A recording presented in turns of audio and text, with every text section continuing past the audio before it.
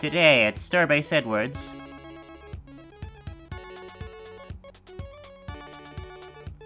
let's make our own rock candy. I'll show you how. For this experiment, you'll need 3 cups of granulated sugar, a large heat-resistant container, 1 cup of water, a large glass container, some string, preferably clean string, a spoon, a pencil, some wax paper, and some optional food coloring if you like to add some nice color to your rock candy. The first step is to pour 3 cups of granulated sugar into the heat-resistant container.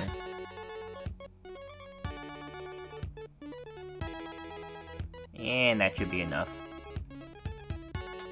Now, add the 1 cup of water.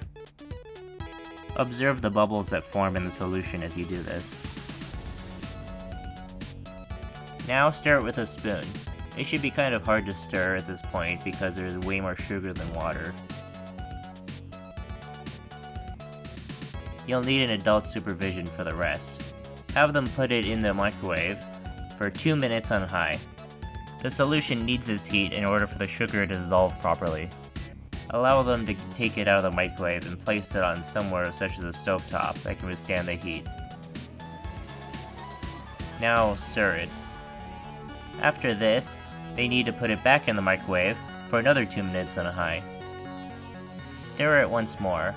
Be careful, it is less viscous now and is very hot. If you have the food coloring, add it now and stir it in. Don't add too much or you won't be able to see through it.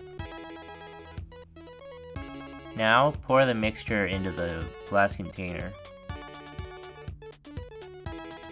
Next, take the string, which is preferably very clean, and tie it to the pencil. Now, take a pair of scissors and cut the string so that the string is shorter than the height of the jar. Now, you want to dip the string into the jar so that the string gets soaked in liquid. This will help the crystals form later. Take the string out and lay it down on the wax paper, much like this. Now wait for the string to dry and for the jar to cool down. Once this has been done, you'll want to dip it back in. This time, you'll most likely need to forcefully push the string down into the solution.